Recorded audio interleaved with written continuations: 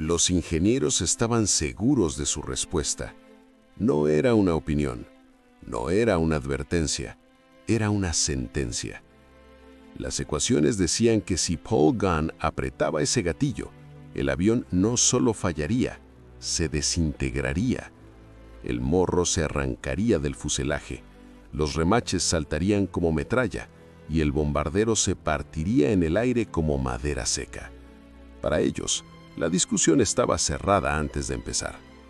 Pero Paul Gunn no estaba escuchando a los ingenieros, estaba escuchando el tiempo. Cada segundo que pasaba era un segundo más en el que su esposa y sus 4 hijos seguían encerrados en un campo de prisioneros japonés en Manila. Cada día de cálculos y memorandos era un día más de hambre, enfermedades y golpes para su familia. No era una teoría para él, era un reloj corriendo en su contra. Mientras los expertos debatían en oficinas con aire acondicionado en California, Gunn soldaba metal en un hangar improvisado del Pacífico. Cuando le dijeron que su idea era suicida, asintió con la cabeza y siguió trabajando. Finales de 1942. La guerra en el Pacífico no estaba saliendo como prometían los manuales. La doctrina estadounidense era elegante, limpia, matemática. Bombarderos pesados B-17 volando a gran altitud usando la mira Norden, una maravilla óptica que, según los generales, podía meter una bomba dentro de un barril desde kilómetros de altura. En los noticieros sonaba perfecto. En el papel era ciencia pura. En la realidad era un desastre. Los japoneses no peleaban como blancos de entrenamiento, no defendían fábricas inmóviles ni estaciones de tren, peleaban desde el mar. Destructores rápidos, transportes zigzagueando a toda velocidad, moviéndose como serpientes de acero sobre el océano. Soltar una bomba de 20.000 pies significaba darle al enemigo 40 segundos completos para maniobrar, corregir y mirar cómo el explosivo caía inútilmente al agua. Las cifras eran humillantes, menos del 1% de impacto contra barcos en movimiento. Mientras tanto, el llamado Expreso de Tokio seguía funcionando sin interrupciones. Convoyes japoneses trasladaban miles de tropas, armas y suministros hacia Nueva Guinea. Cada desembarco fortalecía posiciones. Cada pista de aterrizaje capturada acercaba a Japón a la capacidad de bombardear Australia. El general George Kenney entendió lo que otros no querían aceptar. Sus bombarderos no servían para esa guerra. No necesitaba un bisturí desde las nubes, necesitaba un martillo a quemarropa. El problema era que no tenía ese martillo. Lo único disponible era el B-25 Mitchell, un buen avión, resistente, rápido, pero diseñado para huir después de atacar. Tenía un morro de vidrio frágil, una mira delicada y armamento pensado para defenderse, no para cazar. Era un bombardero que soltaba su carga y escapaba. Kenney necesitaba un depredador. Y entonces, Paul Gunn entró en su oficina. Lo llamaban Papi, no por cariño, sino porque con 43 años era un anciano en un mundo lleno de pilotos de 21 que apenas sabían despegar. Caminaba como alguien que ya había visto demasiado. Tenía una mirada que incomodaba incluso a oficiales curtidos. Gunn no estaba allí por gloria ni patriotismo, estaba allí por rabia, una rabia fría, silenciosa y constante. Había volado desde los años 20, aviador naval, piloto civil en Filipinas, mecánico por necesidad. Conocía las máquinas como otros hombres conocen a sus hijos, y cuando Japón invadió Filipinas, logró escapar en un avión dañado, dejando atrás a su familia. Sabía exactamente qué pasaba en los campos de internamiento, la inanición, las enfermedades, la brutalidad organizada. Cada día de guerra era una ruleta rusa para sus hijos. Así que no vino a pedir permiso, vino a declarar lo que iba a hacer. Quería arrancar al bombardero del B-25 de su asiento, tirar la mira óptica a la basura y convertir el morro de vidrio en una batería de armas. 4 ametralladoras calibre .50 apuntando al frente, más armas laterales, bloquear la torreta hacia adelante, transformar un bombardero mediano en una escopeta voladora. Más potencia de fuego frontal que un tanque. Kenny estaba lo suficientemente desesperado como para decir que sí. Los ingenieros, en cambio, se rieron. Mandaron memorandos explicando física básica. El morro del B-25 era un invernadero de aluminio y plexiglás, diseñado para sostener un hombre y un instrumento ligero, no artillería pesada. Una sola ametralladora calibre .50 era maquinaria industrial. 4 disparando juntas generarían un retroceso capaz de arrancar la nariz del avión. Los cálculos eran claros. Centro de gravedad destruido, vibraciones fatales, fracaso asegurado. La llamaron la caja de suicidio. Paul Gunn leyó los informes, luego los tiró a la basura. No estaba construyendo un avión para pasar inspecciones, estaba construyendo una arma para hundir los barcos que alimentaban a los guardias que vigilaban a su familia. Y si la física decía que no se podía, entonces la física iba a tener que aprender algo nuevo. Paul Gunn no buscó aprobación, buscó metal. Mientras los ingenieros seguían escribiendo memorandos, él caminó hacia los montones de chatarra de la base australiana. No buscaba aluminio pulido, ni piezas aprobadas por fábrica. Buscaba acero viejo, resortes gastados, amortiguadores industriales arrancados de maquinaria que nadie necesitaba. Lo que otros veían como basura, él lo veía como margen de sobrevivencia. Los ingenieros habían hecho sus cálculos partiendo de una suposición, que las armas estarían montadas de forma rígida, atornilladas directamente a la estructura del morro. Bajo ese escenario, tenían razón, el avión se rompería. Gunn decidió no darles ese escenario. Si el retroceso destruía la estructura, entonces el retroceso no debía llegar a la estructura. Su idea era tan simple que resultaba ofensiva para un departamento de diseño completo. Dejar que las armas se movieran, flotarlas, absorber la energía antes de que pudiera arrancar los remaches. No combatir la fuerza, sino domesticarla. Diseñó lo que los mecánicos llamarían medio en broma el montaje araña, una estructura extraña de tubos de acero y placas soldadas a mano que sostenían las 4 ametralladoras en una cuna central. No estaban fijas, podían deslizarse hacia atrás unos centímetros. Detrás de ellas, Gunn instaló resortes recuperados y amortiguadores hidráulicos usados.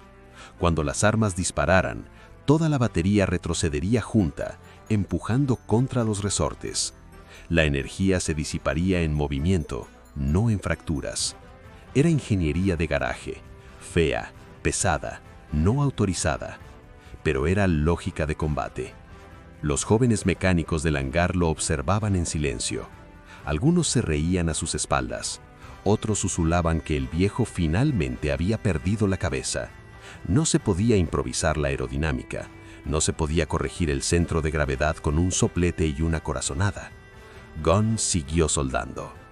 Cortó el plexiglás del morro para que sobresalieran los cañones. Pasó conductos de munición a través del compartimiento del navegante. El piso se convirtió en un río de casquillos de latón. Atornilló blisters laterales en el fuselaje y agregó más armas apuntando hacia adelante. Cuando terminó, el B-25 ya no parecía un avión de fábrica. Parecía un monstruo ensamblado en una pesadilla industrial. Pesado de nariz, cubierto de hollín, lleno de metal donde antes había vidrio. El manual decía que eso no debía existir. Gunn acababa de construirlo. Ahora quedaba el problema que nadie quería enfrentar: demostrar que podía volar. La mañana del primer vuelo de prueba, el aeródromo de Brisbane estaba en silencio. No el silencio normal de una base aérea, sino ese silencio espeso que aparece cuando todos esperan un desastre. Los mecánicos se quedaron atrás, brazos cruzados. Los ingenieros ya habían enviado sus advertencias y se habían lavado las manos. Para ellos, el resultado era inevitable. La rueda de morro colapsaría o el avión no rotaría jamás. Y si por algún milagro despegaba, disparar las armas lo convertiría en una nube de metal. Paul Gunn subió solo a la cabina. No llevó copiloto. No arriesgaría a nadie más. Empujó las palancas de potencia. Los motores rugieron. El avión tembló como un camión cargado de cemento. Al soltar los frenos, el B-25 avanzó pesado, torpe. El morro se sentía clavado al suelo, empujado hacia abajo por acero, munición y montajes improvisados. El final de la pista se acercaba rápido, demasiado rápido. En el último segundo posible, Gunn tiró del yugo. El morro gruñó. Las ruedas se despegaron del asfalto por centímetros. El avión estaba en el aire. Subió lentamente, alcanzó 2000 pies y se dirigió hacia el océano. Volarlo era una cosa, dispararlo era otra. Gunn leveló el avión, armó el sistema. Su pulgo flotó sobre el interruptor. No estaba apretando un tiguiro, estaba activando una explosión controlada dentro del avión. Presionó. El efecto fue brutal. El B-25 literalmente se desaceleró en el aire. 8 ametralladoras calibre .5 disparando al unísono actuaron como un freno aerodinámico. El ruido dentro de la cabina era desornidecedor, un martillo neumático infinito. El aire se llenó de olor a pólvora. El piso vibró como una lámina viva. Pero el morro aguantó. El vidrio no se hizo añicos. Los remaches no saltaron. El montaje araña absorbió el castigo. Los resortes comprimieron. Los amortiguadores trabajaron. La energía murió donde debía morir. Gunn observó los trazadores. No se dispersaban, convergían. A 1000 yardas, los flujos de plomo se encontraban en un solo cono compacto. No estaba rociando un área, estaba perforando. Aterrizó. Cuando rodó de regreso al hangar, los mecánicos se acercaron en silencio. Vieron el hollín, olieron la cordita, buscaron grietas, no encontraron ninguna. El viejo loco lo había logrado. Pero Gunn sabía algo que los demás todavía no entendían. Había construido un arma, pero aún no tenía la forma correcta de usarla. Las ametralladoras podían destrozar cubiertas y matar tripulaciones. No podían hundir barcos grandes. Para eso, necesitaba bombas, y lanzarlas desde baja altura era otra sentencia de muerte. La parte más peligrosa de su idea aún no había comenzado. Paul Gunn había resuelto la mitad visible del problema. Había creado un avión capaz de acercarse a un barco enemigo sin ser destrozado por el fuego antiaéreo. Pero hundir un transporte de 6.000 toneladas requería algo más que plomo. Requería bombas. Y lanzar bombas desde baja altura era, según todos los manuales, una forma elegante de suicidio. Las bombas estaban diseñadas para caer desde arriba, mucho arriba. El procedimiento estándar exigía altura, tiempo y distancia. Todo lo que Gunn estaba a punto de eliminar. A 50 pies del agua, una bomba convencional no solo era inútil, era mortal para quien la soltaba. El estallido podía arrancar las alas del propio avión antes de que el piloto tuviera tiempo de escapar. Los ingenieros no se molestaron en calcularlo. No hacía falta. Nadie en su sano juicio lo intentaría. Gunn, sí. La idea no era nueva, era antigua. Tan antigua como lanzar piedras a un lago. Si lanzas una piedra en vertical, se hunde. Si la lanzas plana, baja y fuerte, rebota. Gunn decidió aplicar esa lógica infantil a una bomba de 500 libras. La llamó bombardeo de salto. El concepto era brutalmente simple, la ejecución una pesadilla. Para que funcionara, el avión debía volar perfectamente nivelado, a más de 300 km por hora, a una altura no mayor de 50 pies, la altura de un edificio de 5 pisos. A esa velocidad, el margen de error no se medía en segundos, sino en parpadeos. Demasiado alto, la bomba se hundía y fallaba el objetivo. Demasiado bajo, el impacto con el agua podía levantar una ola capaz de arrancar la cola del avión. Y luego estaba la explosión. Una bomba de 500 libras no distingue entre enemigo y atacante. Para sobrevivir, Gunn necesitaba tiempo. No mucho, apenas unos segundos. Así nació la segunda herejía, el fusible retardado. Configuró los detonadores para explotar entre 4 y 5 segundos después del impacto.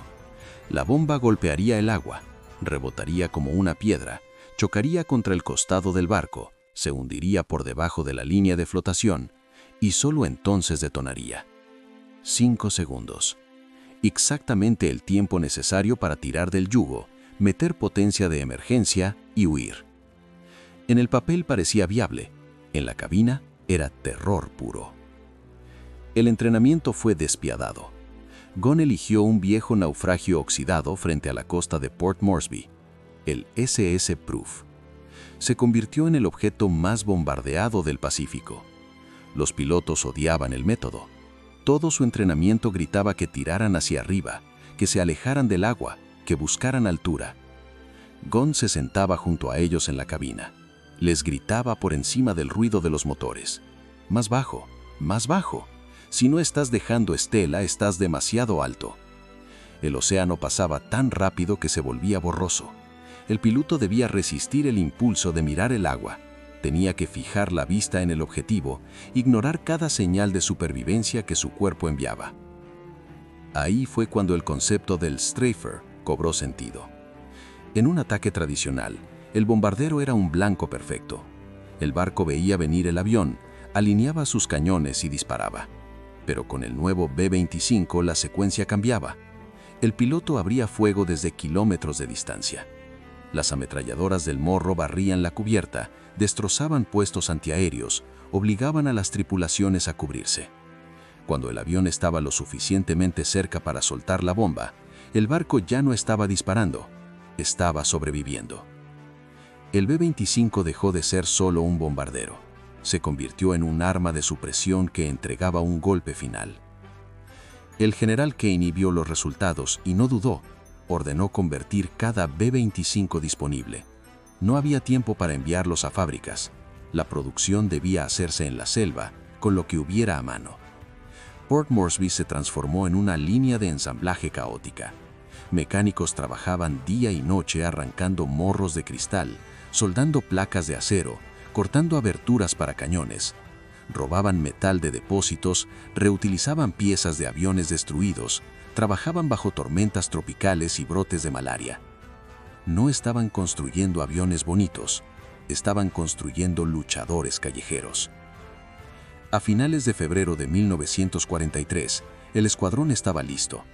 Los aviones eran feos, desparejos, cubiertos de hollín, pero los pilotos habían cambiado. Ya no caminaban como conductores de autobuses de alta altitud, caminaban como cazadores. Sabían que tenían un arma que el enemigo no comprendía, y no tardaría en probarse. Los informes de inteligencia comenzaron a llegar. Un convoy japonés masivo se estaba reuniendo en Rabaul.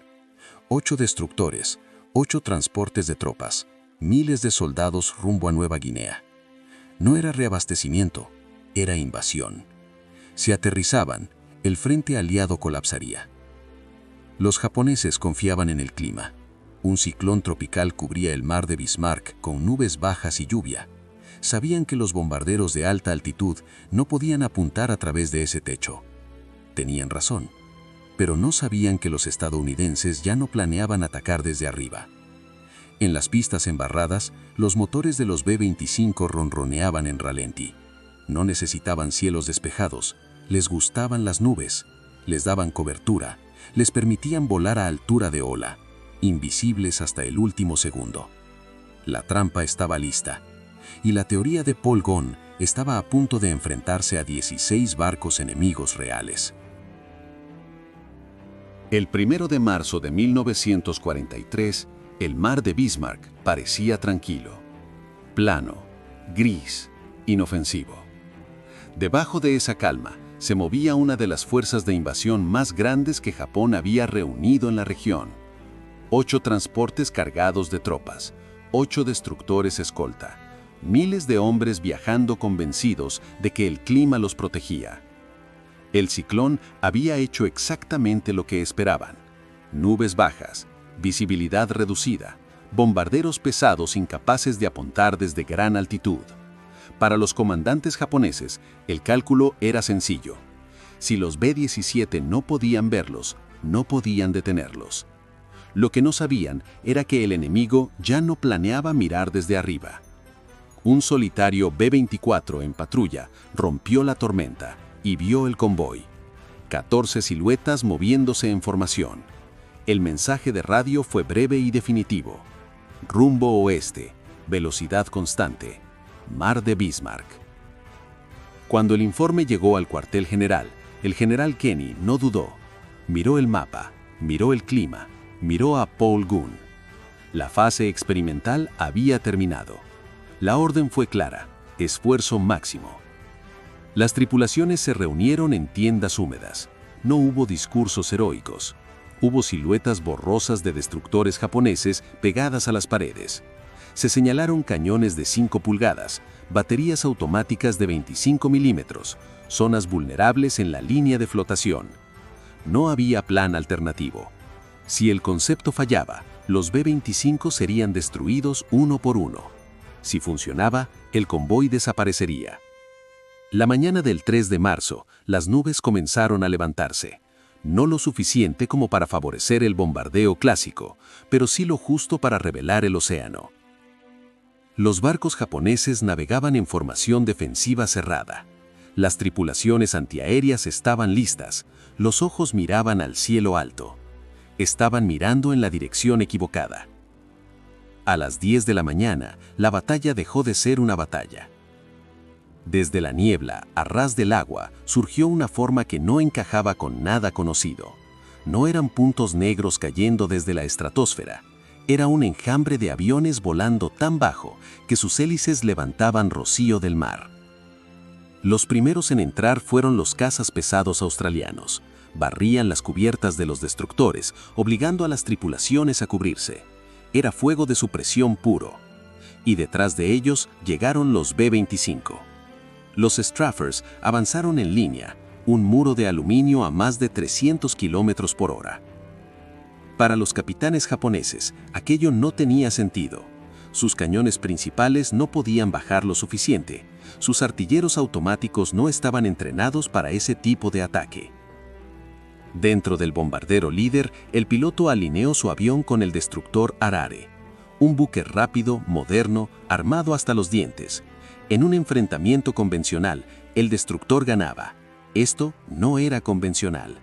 El piloto activó el solenoide. Este era el momento que, según los ingenieros, destruiría el avión. Apretó el gatillo. 8 ametralladoras calibre .50 rugieron al unísono. No era solo fuego, era una fuerza física. El morro vibró, la estructura gimió, la cabina tembló hasta volver borrosos los instrumentos. Pero el sistema aguantó. El flujo de proyectiles perforantes e incendiarios golpeó el destructor como una sierra gigante.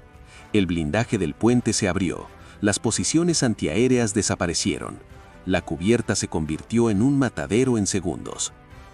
El piloto mantuvo el fuego durante varios segundos completos. Caminó las balas de proa hasta popa. El barco dejó de responder. Las metralladoras habían hecho su trabajo. Ahora venía el cuchillo. A 300 metros, el destructor llenaba todo el parabrisas. El piloto soltó la bomba. No cayó.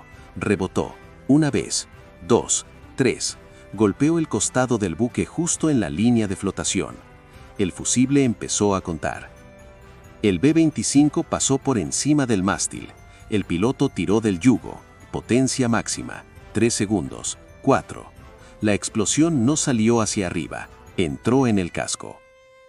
El destructor se levantó del agua, las alas de caldería se inundaron, el barco se partió internamente.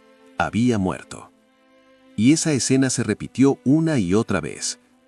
La formación japonesa se desintegró. Los transportes, lentos y cargados, quedaron expuestos. Los pilotos de Gunn se lanzaron sobre ellos como lobos. Algunos ni siquiera necesitaron bombas. Las metralladoras atravesaban los cascos sin blindaje, incendiaban combustible, detonaban munición. Un transporte cargado de gasolina de aviación explotó en una bola de fuego que se elevó más de 300 metros. Un B-25 tuvo que atravesar la flamada. Las alas se chamuscaron, el avión salió temblando pero volando. A baja altura, la tasa de impacto rozaba el 50%. No estaban fallando. Estaban colocando bombas en salas de máquinas de barcos en movimiento. Los japoneses intentaron maniobrar, zigzaguear, escapar. Era inútil. No se puede huir de un avión que te rodea. Espera tu giro y ataca el costado expuesto. A mediodía, el mar de Bismarck era un cementerio. barcos ardiendo, cascos rotos, aceite cubriendo el agua, miles de hombres luchando entre escombros. Los B-25 sin bombas regresaron para ametrallar. No fue elegante, no fue misericordioso, fue guerra total. Cuando los aviones regresaron a la base, todos volvieron, dañados, perforados, pero vivos. El general Kenny miró los informes y entendió lo que había ocurrido. En una sola mañana, el avión imposible había destruido más poder naval japonés que meses enteros de bombardeo clásico.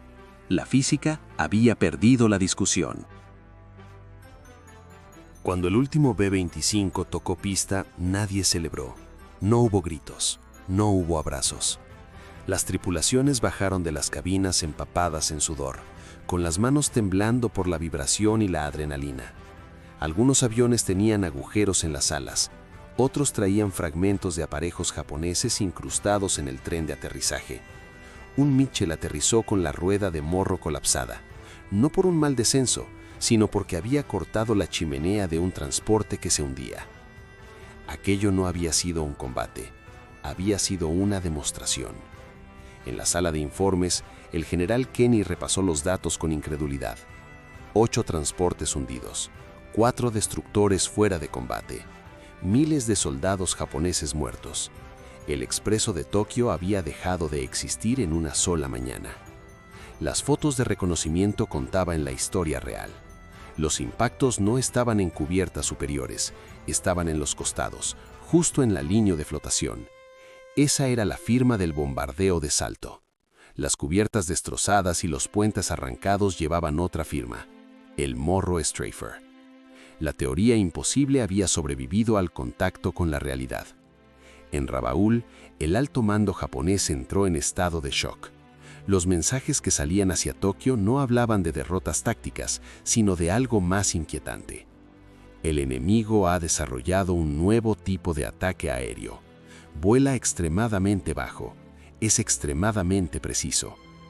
No sabían quién lo había creado, solo sabían que el mar había dejado de ser seguro. Mientras tanto, en Brisbane y en California, el silencio se volvió incómodo. Los ingenieros que habían escrito páginas enteras explicando por qué el B-25 no podía soportar ese armamento, ahora tenían que explicar por qué sí lo había hecho. Las matemáticas habían fallado, la experiencia había ganado. No hubo disculpas, hubo mediciones. North American Aviation envió equipos al Pacífico. Ingenieros con portapapeles y cintas métricas llegaron al taller improvisado de Port Moresby. Subieron a los B-25 manchados de hollín, midieron placas de acero, dibujaron montajes feos, examinaron amortiguadores rescatados de chatarra. Descubrieron algo incómodo. Mientras el diseño de oficina decía que el avión no debía volar así, la física del combate decía que era el bombardero mediano más letal del mundo. La respuesta fue inmediata. Copiaron la idea.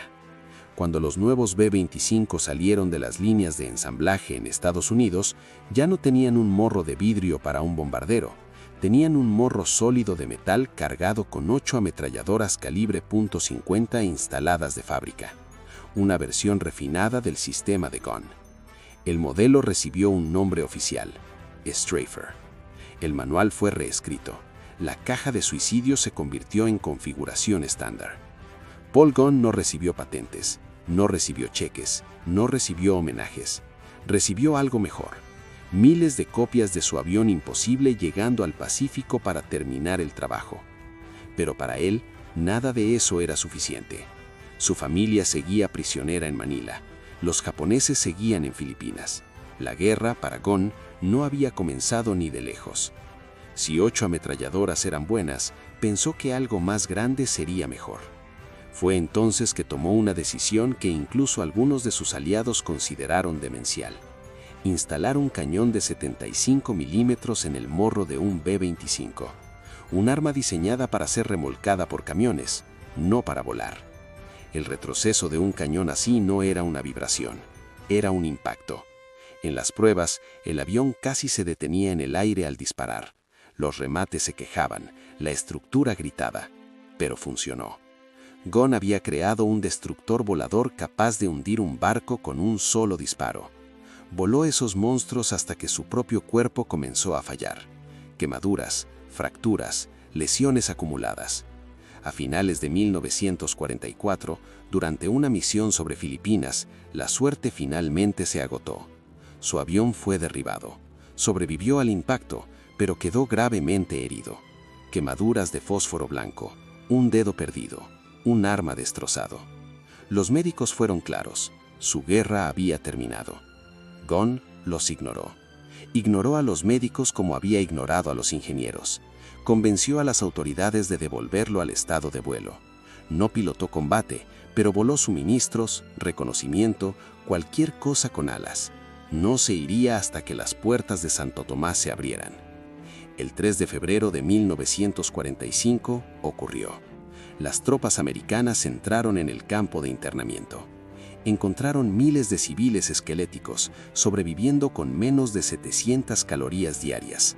Entre ellos estaban su esposa y sus hijos, vivos. Cuando Gunn los abrazó, no era un innovador ni un destructor de flotas. Era solo un padre que había pasado 3 años construyendo una máquina lo suficientemente violenta como para salvarlos. Todo lo demás dejó de importar. Después de Manila, el ruido se apagó. No el ruido de la guerra, ese tardaría años en desaparecer, sino el ruido interno que había empujado a Paul Gunn durante todo el conflicto. La rabia fría, la urgencia constante, la sensación de que cada minuto perdido era una vida en riesgo. Con su familia a salvo, algo dentro de él se reordenó. No se volvió blando, no se volvió pacífico, se volvió silencioso. La Fuerza Aérea intentó retenerlo. Le ofrecieron ascensos, un escritorio en Washington, la posibilidad de enseñar su método a nuevas generaciones de ingenieros. Querían convertirlo en doctrina viva. Gunn rechazó todo. No tenía paciencia para la burocracia en tiempos de paz. No quería explicar por qué había funcionado. Él no había diseñado para convencer. Había diseñado para ganar. Se quedó en Filipinas. Amaba las islas. Las conocía desde antes de la guerra. Volvió a hacer lo que siempre había hecho mejor: volar. Fundó una pequeña aerolínea civil. Transportaba personas, carga, medicinas. Aterrizaba en pistas de tierra que hacían sudar a pilotos jóvenes. Reparaba motores con alambre y experiencia. Pero hombres como Gunn no dejan la guerra atrás intactos. Su cuerpo estaba marcado. Las quemaduras, las lesiones acumuladas, el desgaste de años volando al límite. Y aún así, seguía subiendo a la cabina. No por necesidad económica, por identidad. Volar no era su trabajo, era su forma de existir. El 16 de enero de 1957, esa relación terminó. Gunn volaba un Beechcraft Bonanza cerca de Manila. El clima empeoró rápido. Tormentas tropicales, viento irregular, visibilidad nula. Había sobrevivido a la armada japonesa, a aviones incendiados, a cañones montados donde no debían ir. No sobrevivió al clima. El avión cayó. Murió instantáneamente. Tenía 57 años. No hubo funeral de Estado, no hubo discursos grandilocuentes. Su legado no quedó encerrado en una vitrina. Quedó volando. Cada vez que un avión de ataque se diseña alrededor de su arma principal, allí está Gunn. Cada vez que una aeronave sacrifica elegancia por potencia frontal, allí está Gunn. Cada vez que un piloto ataca desde baja altura para negar al enemigo su ventaja, allí está Gunn. El A-10 no existiría sin el B-25 Straffer. Las cañoneras modernas no existirían sin el bombardeo de salto. Gunn demostró algo que ningún manual puede enseñar. En la guerra, el que se adapta más rápido sobrevive. El manual es una sugerencia. El combate es el examen final. Los historiadores prefieren hablar de almirantes y generales, de flechas en mapas, de grandes estrategias. Pero el Pacífico no se ganó en salas de juntas. Se ganó en hangares embarrados, con soldadoras baratas y decisiones tomadas bajo presión. Se ganó porque un hombre miró un problema y entendió que la solución oficial iba a matar a su familia. Así que construyó otra. No pidió permiso, no buscó consenso, no esperó aprobación. Y cuando los expertos dijeron que era imposible, no los contradijo, simplemente lo hizo funcionar. La historia suele recordar a quienes firman órdenes. Rara vez recuerda a quienes las rompen, pero cada doctrina moderna de ataque aéreo lleva una cicatriz de aquel B-25 imposible. Una cicatriz nacida de chatarra, resortes usados y desesperación. Paul Gunn no quería cambiar la guerra, solo quería recuperar a sus hijos, y al hacerlo, cambió la guerra para siempre. Cuando el humo se disipó y los informes fueron archivados, la batalla del mar de Bismarck comenzó a transformarse en algo peligroso, una estadística. Toneladas hundidas, porcentajes de impacto, gráficas comparativas entre bombardeo de gran altitud y ataque a baja cota. Pero para quienes estuvieron allí, no fue un número, fue un punto de no retorno. Hasta ese momento, la guerra aérea seguía obedeciendo a una lógica casi académica. Altura significaba seguridad, distancia significaba control, precisión era sinónimo de óptica, cálculo y tiempo. El éxito dependía de seguir procedimientos escritos por hombres que rara vez habían sentido el suelo pasar a 2 metros del tren de aterrizaje. Paul Gunn rompió esa lógica desde adentro, no con una teoría, con resultados. Después del mar de Bismarck, ningún comandante aliado volvió a mirar a un convoy naval de la misma manera. La idea de que los barcos podían esquivar el poder aéreo quedó enterrada junto a los cascos humeantes. El mar dejó de ser una autopista, se convirtió en una trampa. Los japoneses aprendieron la lección demasiado tarde. Intentaron adaptar tácticas, dispersar convoyes, moverse solo de noche, aumentar el fuego antiaéreo automático. Nada de eso resolvía el problema central. No se puede proteger un barco cuando el avión que te ataca es más rápido, más bajo y está diseñado para destruir primero a quienes disparan. El Strafer no solo mataba barcos, mataba doctrinas. En los meses siguientes, el efecto dominó fue evidente. Sin convoyes seguros, las guarniciones japonesas en Nueva Guinea comenzaron a colapsar. Sin refuerzos ni suministros, las posiciones se convirtieron en trampas mortales. La guerra terrestre cambió de ritmo porque la guerra aérea había cambiado de reglas. Y todo había comenzado con un no se puede. En Estados Unidos, los manuales se reescribieron con un tono más cuidadoso. Ya no hablaban de imposibilidad, hablaban de condiciones, de riesgos aceptables, de escenarios donde la audacia tenía valor táctico. Era una admisión silenciosa de derrota intelectual. Los ingenieros que antes se habían reído ahora enseñaban el concepto como si siempre hubiera sido obvio. El sistema de retroceso se refinó, se estandarizó, se volvió limpio, simétrico, elegante. Lo que en la selva era chatarra y soldadura burda, en fábrica se convirtió en doctrina aprobada. Pero el corazón de la idea seguía siendo el mismo: permitir que la máquina absorba la violencia para que el piloto sobreviva. Esa filosofía no murió con el B-25. Vivió en cada aeronave que aceptó ser fea a cambio de ser efectiva. Vivió en cada diseño que priorizó potencia frontal sobre velocidad pura. Vivió en cada piloto que entendió que a veces la única forma de ganar es acercarse más de lo que resulta cómodo. Paul Gunn nunca escribió un libro, nunca dictó conferencias, nunca dejó un manifiesto. Su legado fue práctico, brutal, irrefutable. Hoy, cuando se estudia la evolución del ataque aéreo moderno, el mar de Bismarck aparece como una bisagra. Antes de él, la guerra aérea miraba desde arriba. Después de él, aprendió a mirar a los ojos. Y esa transición no nació de una academia, nació del miedo de un padre, de la urgencia de alguien que no podía esperar. La historia suele glorificar la estrategia, pero la guerra real se decide cuando alguien se atreve a romperla. Al final, la historia de Paul Gunn no es solo una historia de aviones, armas o batallas navales.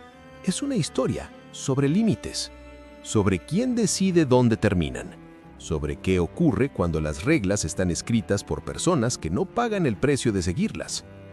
Los manuales decían que no se podía, la física decía que no se debía, La burocracia decía que no se autorizaba, pero la guerra no le pidió permiso a nadie. Gunn no venció al enemigo porque fuera más inteligente que los ingenieros ni porque tuviera mejores recursos. Venció porque entendió algo que la teoría ignora. Cuando el tiempo se acaba, la perfección deja de importar. Importa lo que funciona. No buscó la solución más elegante, buscó la única posible. Mientras otros protegían doctrinas, él protegía una idea más simple. Su familia seguía viva mientras los barcos enemigos siguieran hundiéndose. Ese fue su cálculo. Ese fue su margen de error. La batalla del mar de Bismarck no cambió la guerra porque fuera espectacular. La cambió porque destruyó una certeza. Demostró que la superioridad tecnológica no sirve si se usa mal, que la distancia no siempre es seguridad, que a veces acercarse es la única forma de sobrevivir. Después de ese día, nada volvió a ser igual, ni para los japoneses, ni para los aliados, ni para la guerra aérea. El B-25 Straffer no fue un accidente, fue una advertencia, una prueba de que la innovación real casi nunca nace en un escritorio, nace en la urgencia, en el barro, en manos sucias que no tienen tiempo para pedir permiso. Paul Gunn no quería pasar a la historia, no quería medallas, no quería reconocimiento, solo quería volver a abrazar a sus hijos. Y lo hizo. Todo lo demás, los barcos hundidos, los modelos copiados, las doctrinas reescritas, fue consecuencia de esa motivación brutalmente humana. La guerra puede ser analizada con gráficos y mapas, pero siempre termina decidiéndose por personas que se niegan a aceptar la respuesta oficial. Por eso esta historia importa, porque no trata de un arma, trata de coraje aplicado, de adaptación bajo presión, de lo que ocurre cuando alguien se atreve a decir, si no existe, lo construyo. Si esta historia te hizo pensar, si te recordó que muchas de las cosas que hoy damos por sentadas nacieron porque alguien se negó a aceptar un no, dale like a este video. Eso le dice al algoritmo que estas historias valen la pena. Suscríbete al canal si quieres seguir descubriendo episodios reales de la historia militar que no aparecen en los libros escolares. Aquí hablamos de hombres y mujeres que cambiaron el curso de la guerra sin pedir permiso. Y ahora dime tú, ¿alguna vez tuviste que resolver un problema cuando todos los expertos decían que era imposible? ¿Has visto una solución improvisada que terminó siendo mejor que la oficial? Déjalo en los comentarios. Leemos todos. Nos vemos en el próximo video.